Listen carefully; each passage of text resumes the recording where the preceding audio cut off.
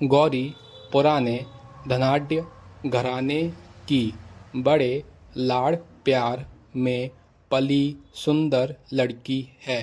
Full stop. उसके पति पारस की हालत पहले बहुत ही गिरी हुई थी, पर अब अपनी कमाई के बूते पर उसने कुछ उन्नति की है। Full stop. जब तक वह गरीब था तब तक उसके सास ससुर ने इस ख्याल से कि लड़की तकलीफ पाएगी, बहू की विदा नहीं की। Full stop. गौरी कुछ ज़्यादा उम्र में ही ससुराल आई। Full stop.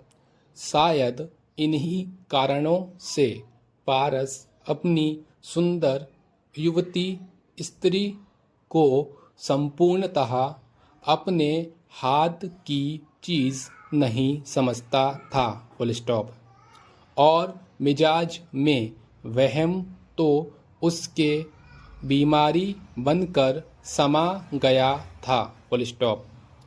पारस पचाह के एक छोटे से शहर में वकालत करता है। Full stop. घर में अपने कुटुंब का कोई ना था।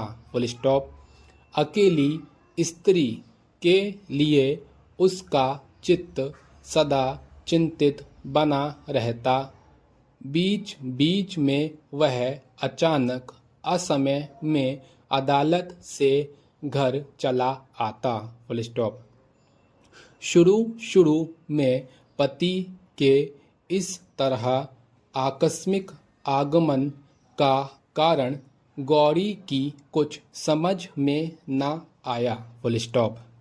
बाद में वह क्या समझी सो वही जाने। Full stop. बीच बीच में वह बिना कारण घर का नौकर भी छुड़ा देने लगा। Full stop.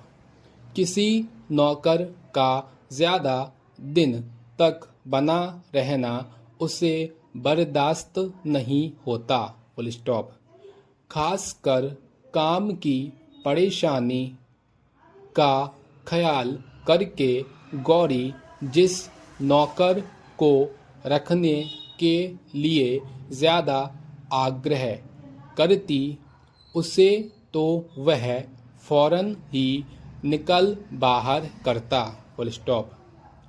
तेजस्विनी गौरी को इससे जितनी चोट पहुंचती, उसका पति उतना ही चंचल होकर कभी कभी ऐसा विचित्र बर्ताव कर बैठता कि जिसका कोई ठिकाना नहीं। Full stop. अंत में जब वह अपने को संभाल ना सका और दासी को एकांत में बुलाकर उससे तरह तरह के वहम के सवाल करने लगा, तब सब बातें गौरी को भी मालूम होने लगीं। Full stop. अभिमानिनी स्वल्प भाषणी नारी अपमान की चोट खाकर सिंगनी की तरह भीतर ही भीतर उफनने और घुमड़ने लगी, और इस उन्मत्त संदेह ने दंपत्ति के बीच में पड़कर खंड प्रलय की तरह दोनों को बिल्कुल तोड़ दिया। Full stop. गौरी के आगे अपना गहरा संदेह प्रकट करने के बाद पारस की झिझक और शर्म जब बिल्कुल ही जाती रही, तब वह रोज़मर्रा कदम कदम पर साफ साफ संदेह प्रकट करके स्त्री से लड़ने लगा, और गौरी जितनी ही गम खाकर मौन अवज्ञा और पैनी निगाहों के तेज तीरों से नीचे से लेकर ऊपर तक उसके सारे बदन को लहूलुहान करने लगी। उसका संदेह का पागलपन मानो उतना ही बढ़ता चला गया। Full stop. इस तरह दाम्पत्य सुख से वंचित उस पुत्रहीन तरुणी ने अपना संपूर्ण अंतःकरण धर्म की चर्चा में लगा दिया। हरि भजन सभा के ब्रह्मचारी परमानंद स्वामी को बुलाकर गौरी ने उनसे दीक्षा मंत्र लिया और भागवत की व्याख्या सुनने लगी। Full stop. नारी हृदय का संपूर्ण व्यर्थ इसने एकमात्र भक्ति के रूप में इकट्ठा होकर गुरुदेव के चरणों में लौटने लगी। Full stop. परमानंद के साधु चरित्र के संबंध में किसी को भी कोई संदेह ना था। Full stop. उनकी पूजा सभी करते थे। Full stop.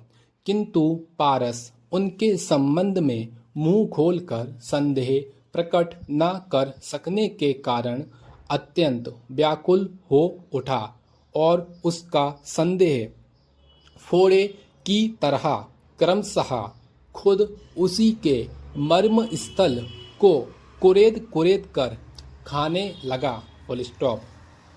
एक दिन जरा सी किसी बात पर जहर बाहर निकल आया। Full stop.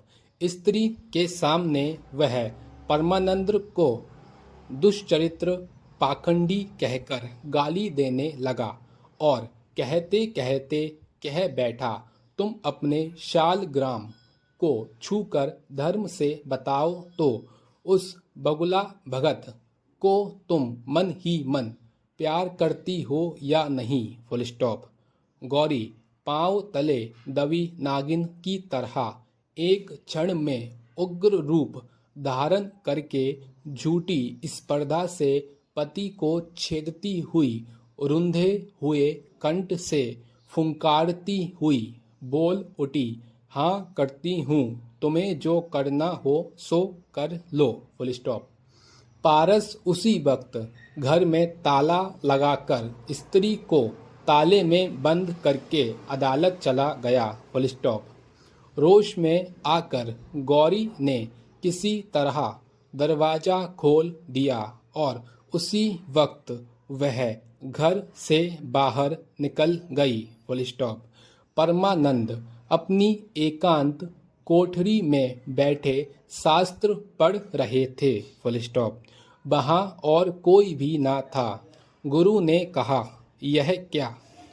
शिष्या ने कहा, गुरुदेव, इस अपमान भरे संसार से उद्धार करके मुझे और कहीं ले चलो। Full stop. अब मैं तुम्हारी ही सेवा में अपना जीवन न्योछावर करना चाहती हूँ। Full stop. परमानंद ने बहुत डांट फटकार कर गौरी को घर वापस कर दिया। किंतु हाय गौरी, उस दिन का तुम्हारा अकस्मात टूटा हुआ अध्ययन सूत्र क्या फिर से पहले जैसा जुड़ सका? Full stop. अंत में उस अवरोध की अवस्था में ही गौरी को एक पत्र मिला। Full stop. उसमें लिखा था, बच्चे, मैंने काफ़ी विचार किया है। Full stop. पहले अनेक साध्वी साधक रमणियाँ कृष्ण प्रेम में अपना घर संसार सब कुछ त्याग चुकी हैं। Full stop. यदि संसार के अत्याचारों से तुम्हारा चित्त हरि के चरण कमलों से विक्षिप्त हो गया हो तो मुझे खबर देना। Full stop. भगवान की सहायता से उनकी सेविका का उद्धार करके उसे मैं प्रभु के अभय पदारविंद में न्योछावर करने का प्रयास करूँगा। Full stop. फाल्गुन शुक्ला त्रयोदशी बुधवार को दिन के 2 बजे तुम चाहो तो अपने तालाब के किनारे मुझसे भेंट कर सकती हो। Full stop. गौरी ने पत्र बालों में बांधकर जूड़े में खोस लिया। Full stop. तेरस के दिन नहाने से पहले वह जूड़ा खोलने लगी तो देखा कि पत्र। सहसा संदेह है कि शायद पत्र सोते में किसी वक्त निकलकर बिस्तर पर गिर गया होगा।